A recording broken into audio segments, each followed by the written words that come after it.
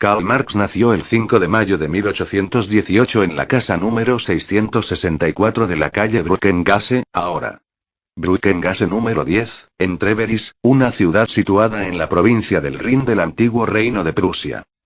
Era descendiente de judíos. Su abuelo paterno, Meriera Levi Marx, fue el rabino de Treveris desde 1723 y su abuelo materno fue un rabino holandés. El padre de Karl, Herschel Mordechai, sería el primero en la línea en recibir una educación laica.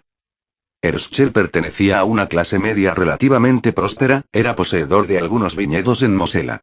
Se convirtió del judaísmo al protestantismo luterano para evitar las restricciones antisemitas, antes al nacimiento de su hijo, y tomó un nombre alemán Heinrich. Además del nombre judío, Herschel XIII era un hombre inclinado a la ilustración, estaba interesado en las ideas de los filósofos Immanuel Kant y Voltaire, y participó en las agitaciones por una constitución y reformas en Prusia, que en ese momento era gobernada por una monarquía absoluta.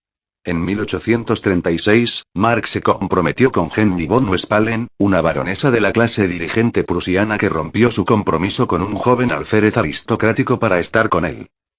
Su eventual matrimonio carecía en las convenciones sociales entonces dominantes, ya que era un matrimonio entre una hija de un origen noble y un hombre de origen judío, así como entre individuos que pertenecían a la clase media y alta, aristocracia, respectivamente.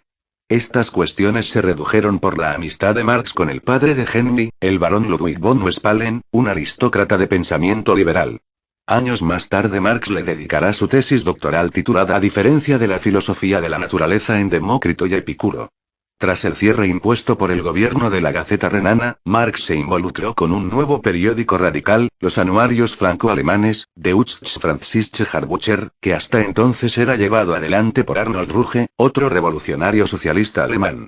El periódico no estaba localizado en Alemania, sino en la ciudad de París en Francia, y fue aquí donde Marx y su esposa se trasladaron en octubre de 1843. En un principio vivieron con Ruge y su esposa comunalmente en la Rue Vaneau 23, pero al encontrar estas difíciles condiciones de vida, la familia Marx se mudó tras el nacimiento de su hija Jenny en 1844.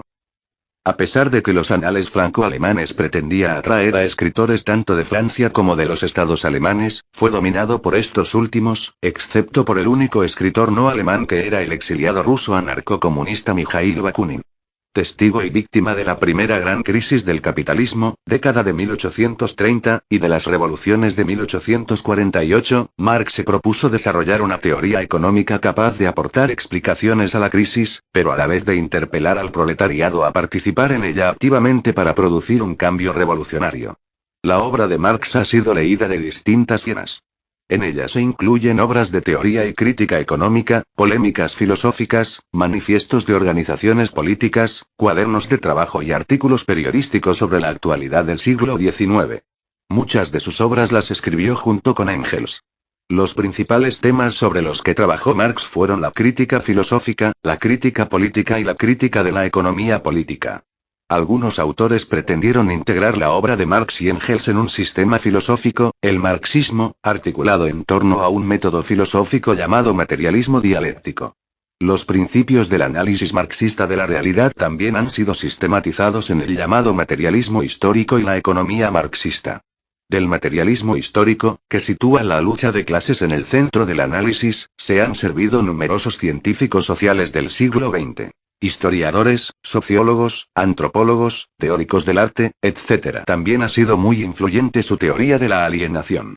Otros autores, entre los que destaca Louis Althusser, argumentan que los escritos de Marx no forman un todo coherente, sino que el propio autor, al desarrollar sus reflexiones críticas sobre la economía política durante la década de 1850, se desembarazó de su propia conciencia filosófica anterior y comenzó a trabajar científicamente.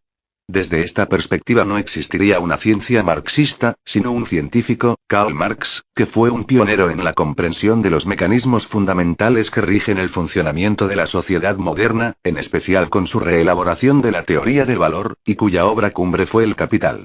Las obras de Marx han inspirado a numerosas organizaciones políticas comprometidas en superar el capitalismo.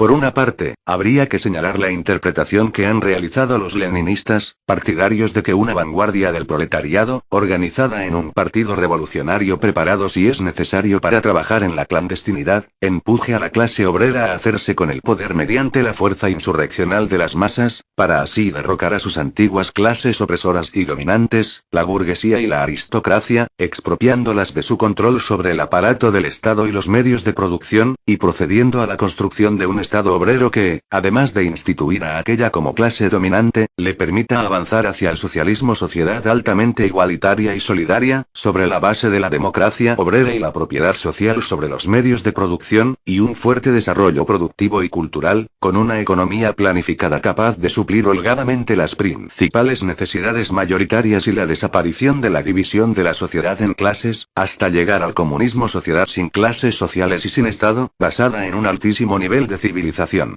Por otra, la que realiza la socialdemocracia, en sus orígenes contraria a la táctica revolucionaria y partidaria de avanzar hacia el socialismo a través de progresivas reformas parlamentarias. Hay que decir que la mayoría de partidos socialdemócratas han ido poco a poco reformando sus planteamientos, hasta aceptar la economía de mercado. Otros teóricos, como los del comunismo consejista, son partidarios de la toma del poder por parte de la clase obrera autoorganizada y no por parte de un partido. Teniendo en cuenta los repetidos fracasos y frustraciones de las revoluciones y de los movimientos de obreros, Marx también intentó entender el capitalismo y pasó mucho tiempo en la sala del Museo Británico, estudiando y reflexionando sobre las obras de los economistas políticos y sobre datos económicos. En 1857 ya había acumulado más de 800 páginas de notas y ensayos cortos sobre el capital, la propiedad de la tierra, el trabajo asalariado, el Estado, el comercio exterior y el mercado mundial. Este trabajo no aparecerá impreso hasta 1941, bajo el título de Grundrisse. En 1859, Marx publicó la Contribución a la crítica de la economía política, que sería su primera obra económica seria. En los años 1860 trabajó en la composición de 3 grandes volúmenes, comenzando con las teorías de la plusvalía, donde examinó a los teóricos de la economía política, especialmente a Adam Smith y David Ricardo. Este trabajo es visto a menudo como el cuarto libro de El Capital y constituye uno de los primeros tratados completos sobre la historia del pensamiento económico. En 1867, tras una estancia en casa de su amigo Kugelman en Hannover en la que corrigió las primeras galeradas, se publicó el primer volumen del Capital, una obra que analiza el proceso de producción capitalista. Aquí, Marx elaboró su teoría del valor-trabajo, su concepción de la plusvalía y de la explotación que según él en última instancia llevaría a una tasa de ganancia decreciente y al colapso del capitalismo industrial. Los volúmenes segundo y tercero se mantuvieron como manuscritos en los que Marx siguió trabajando para el resto de su vida y fueron publicados póstumamente por Engels. Durante la última década de su vida, la salud de Marx declinó y fue incapaz de prolongar el esfuerzo que había caracterizado su trabajo anterior. Logró comentar sustancialmente la política contemporánea, especialmente la de este trabajo también es notable por otra famosa cita de Marx. De cada cual, según sus capacidades. A cada cual según sus necesidades. Alemania y Rusia.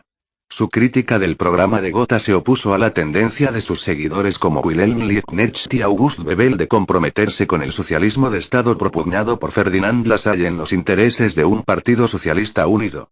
Tras la muerte de su esposa Jenny en diciembre de 1881, Marx desarrolló una fuerte gripe que lo mantuvo con un mal estado de salud durante los últimos 15 meses de su vida. Con el tiempo, contrajo bronquitis y pleuresía que lo condujeron a su muerte el 14 de marzo de 1883 en Londres. Murió como una persona apátrida. 102 sus familiares y amigos en Londres enterraron su cuerpo en el cementerio de Highgate de Londres, el 17 de marzo de 1883. Hubo entre 9 a 11 personas en su funeral. Varios de sus amigos más cercanos hablaron en su funeral, incluyendo Wilhelm Liebknecht y Friedrich Engels. El discurso de Engels incluyó el siguiente pasaje. El 14 de marzo, a las 3 menos cuarto de la tarde, dejó de pensar el más grande pensador de nuestros días. Apenas le dejamos 2 minutos solo, y cuando volvimos, le encontramos dormido suavemente en su sillón, pero para siempre.